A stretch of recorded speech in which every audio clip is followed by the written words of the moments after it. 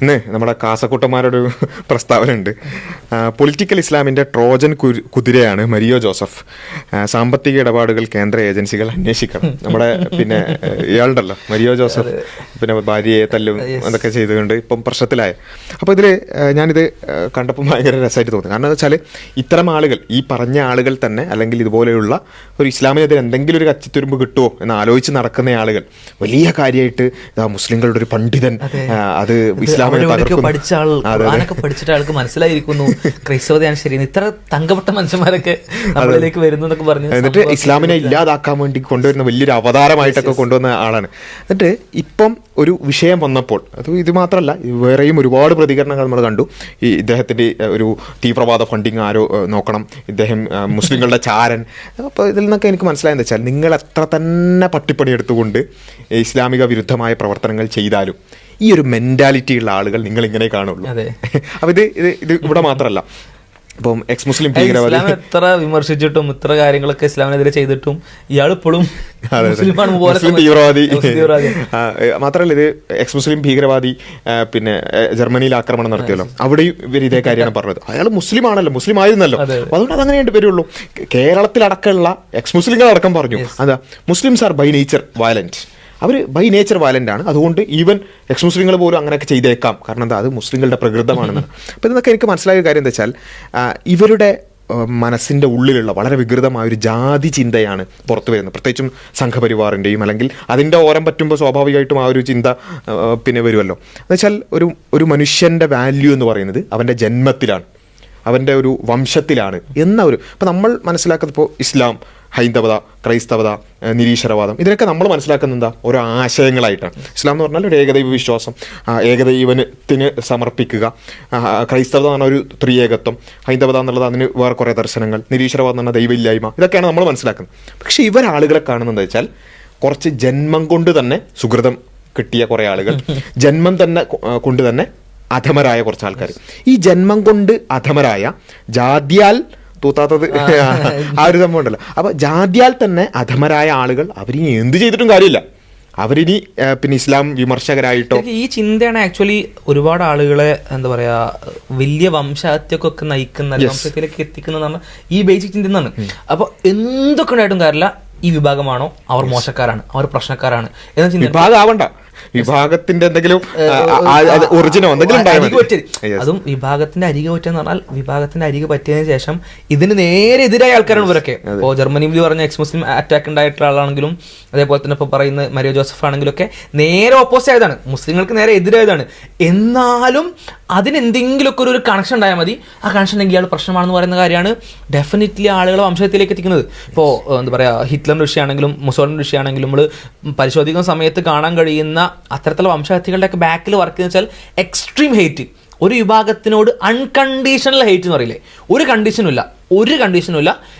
ഇതിൻ്റെ എന്തെങ്കിലും കണക്ഷൻ ഉണ്ടോ, അങ്ങനെയാണെങ്കിൽ അയാളെ ഹെയ്റ്റ് എന്ന് പറയുന്ന ആ പ്രകൃതം എന്നുള്ളതാണ്. അപ്പോൾ അതാണ് ഇവിടെ നമുക്ക് കാണാൻ പറ്റുന്നത്. അതുകൊണ്ട് പല ആൾക്കാരും വിചാരിച്ചത് എന്താ വെച്ചാൽ, നമ്മൾ ഈ ഇസ്ലാം വിമർശനമായിട്ട് പോയാൽ, അല്ലെങ്കിൽ മുസ്ലിങ്ങളെ വംശഹത്യ ചെയ്യാനൊക്കെ അതിനൊക്കെ ഒന്ന് സപ്പോർട്ട് ചെയ്ത് നിന്നാൽ ഞങ്ങൾ രക്ഷപ്പെടും എന്ന് വിചാരിക്കുന്ന കുറച്ച് ആൾക്കാരുണ്ട്. നിങ്ങൾ മനസ്സിലാക്കുക, നിങ്ങൾ എന്തൊക്കെ ചെയ്താലും ശരി, ഇവരെ നിങ്ങളെ കാണുന്നത് ഈ ഒരു കണ്ണോട് കൂടിയാണ്.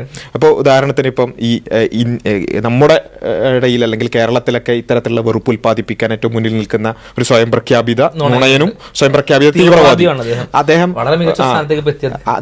സംഘികളുടെ ഒരു വേദിയിൽ പോയിട്ട് ആ സംഘികളുമായി ബന്ധപ്പെട്ടുകൊണ്ട് ഒരു പൊളിറ്റിക്കലായൊരു വിമർശനം ഉന്നയിച്ചു. ആ വിമർശനം ഉന്നയിച്ചതിന്റെ തൊട്ട് ശേഷം അദ്ദേഹത്തിന് കിട്ടിയ ചാപ്പ താലിബാനി എന്നാണ്.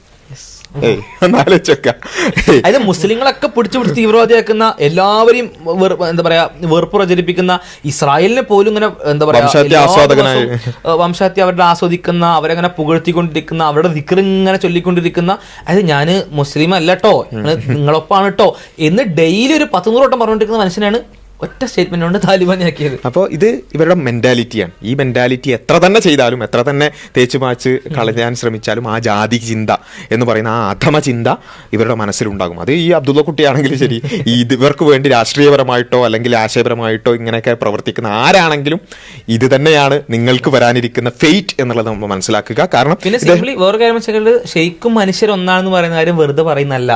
അൾട്ടിമേറ്റ്ലി എല്ലാവരും ഇപ്പോൾ ഫോർ എക്സാമ്പിൾ കേരളത്തിൽ നിന്ന് എടുക്കുകയാണെങ്കിൽ, ഈ മരിയോ ജോസഫിന്റെ ആണെങ്കിലും ആണെങ്കിലും ഒക്കെ അയാളുടെ ഒപ്പമൊക്കെ മുസ്ലിംസ് ആയിരിക്കാം. കുറച്ച് പിന്നിലേക്ക് പോയാൽ നമ്മളുടെ എല്ലാം ഒറിജിൻ എന്ന് പറഞ്ഞാൽ ഒരു ഇങ്ങനെ ഇങ്ങനെ ഇങ്ങനെ ഇങ്ങനെ കണക്റ്റഡായി വരുന്ന, അഥവാ എല്ലാവരും ഏതോ ഒരു പിതാവിൽ ചേരുന്ന അവസ്ഥയിൽ അല്ലെങ്കിൽ അവിടുന്ന് മാറിപ്പോരുന്ന അവസ്ഥയിലുള്ളവരാണ്. ആദർശങ്ങളും ആശയങ്ങളും സ്വീകരിക്കുന്നതിലൂടെ മാത്രമാണ് ഈ മതം എന്ന് പറയുന്ന കാര്യം, അല്ലെങ്കിൽ ആശയം എന്ന് പറയുന്ന കാര്യം, പ്രത്യയശാസ്ത്രം എന്ന് പറയുന്ന കാര്യങ്ങളൊക്കെ വരുന്നത്. അഥവാ ഐഡിയോളജി, ചിന്താ പാറ്റേൺ, ആശയങ്ങൾ ഇത് മാത്രമാണ് സ്വീകരിക്കപ്പെടുന്നത്. മനുഷ്യരുടെ പ്രകൃതം, മനുഷ്യരുടെ നേച്ചർ എന്ന് പറഞ്ഞാൽ ഒരു പരിധി വരെ എന്താണ് ഒരുപോലെയാണ്. എന്നാലും വ്യത്യാസങ്ങളുള്ള കൾച്ചറൽ ഡിഫറൻസും കാര്യങ്ങളൊക്കെ ഉള്ള ഒരുപാട് തരത്തിലുള്ള വ്യത്യാസങ്ങൾ നമ്മളിലുണ്ട്.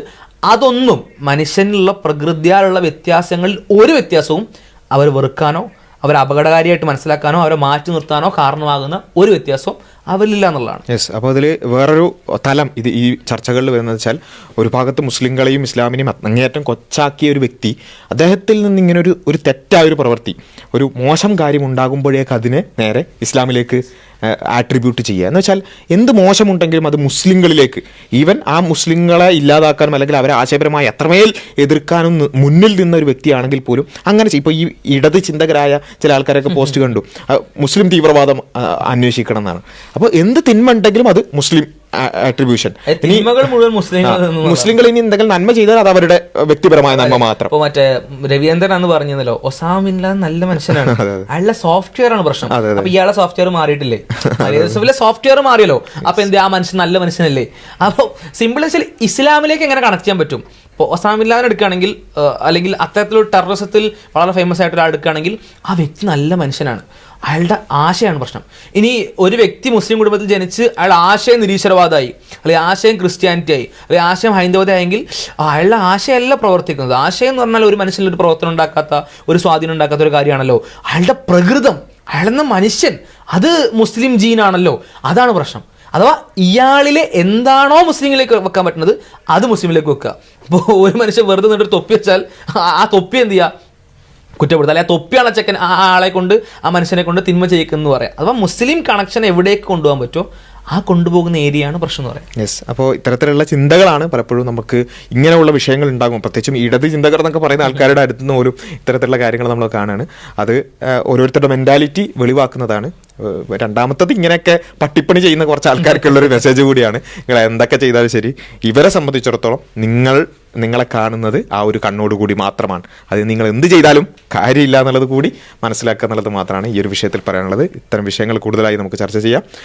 ചാനൽ സബ്സ്ക്രൈബ് ചെയ്യുക, കൂടുതൽ ആളുകളിലേക്ക് എത്തിക്കുക. അസ്സലാമു അലൈക്കും വറഹ്മത്തുള്ളാഹി.